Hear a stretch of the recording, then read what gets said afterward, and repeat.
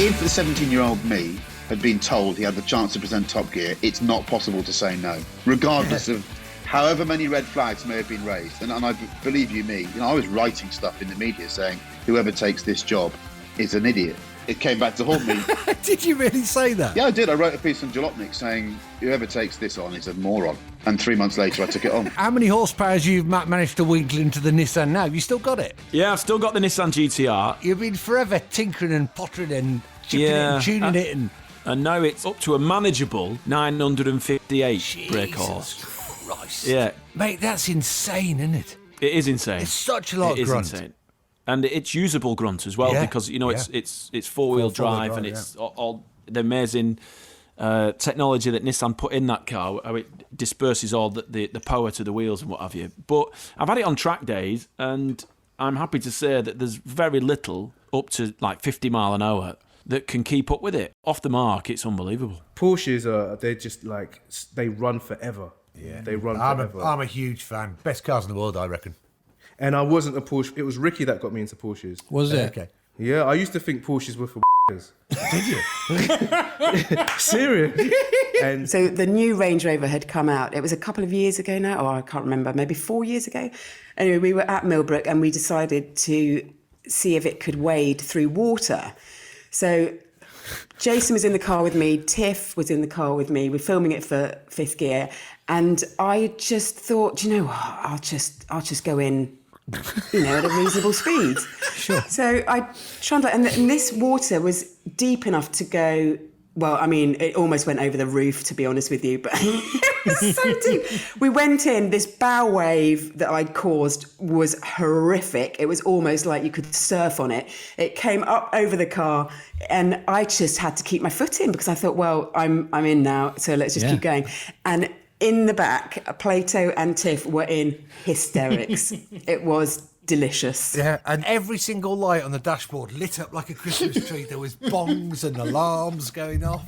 Yeah, I never had no accidents in the M3, but I did in the 325i. So maybe that was why I didn't have an accident in the M3. I can kind of realise you've got to be a bit careful. That was a long wait to get that car back as well. I think it's about 15 weeks. And as it happens, I ended up smashing up the hired car as well.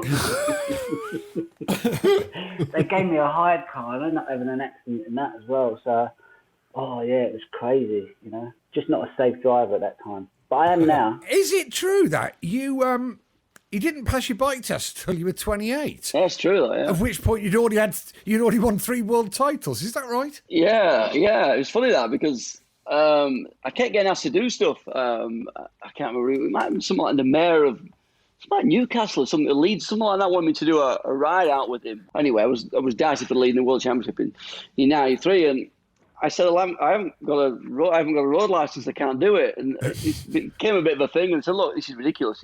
You're a factory Ducati rider. And I think Ducati UK, whoever it was, I said, look, you're going to have to sort this out, really. So, yeah, I'd have the lessons and all that kind of stuff within a few weeks in the summer. It was so hard to, have to be told how to ride a bike the correct way to pass your test. Cover your back brake and do this and keep looking behind and using mirrors. I'm like, for God's sake, I think I got a slap on the hand for using 2 fingers for braking. I'm thinking, I was racing at Ockenheim last week. Using 2 fingers. Can you imagine the instructor though?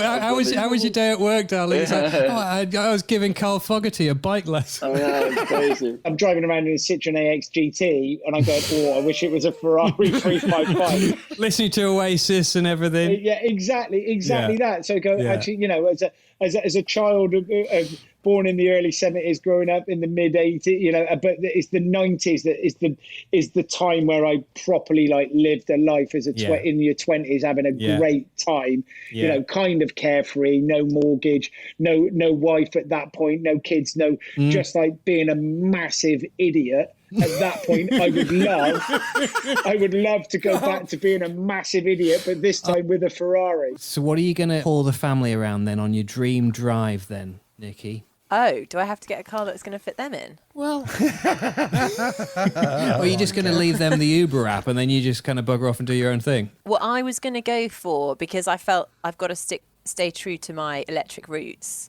I was going to go for a little electric supercar. And one which I've had my eye on for a while is the Pininfarina Battista. Yeah, that's a good car. Don't think there's going to be any space for the family. That's the only problem. Oh, but wow. I'm not so worried about that. I can see how not concerned you are by this predicament. Do you know what? But I don't know how many of these we've done, but you've quite possibly been the most selfish two-car lady or man ever on our show. Not concerning yourself about the family at all. That's epic. I've got several songs that I listen to at different times in the car. Yeah.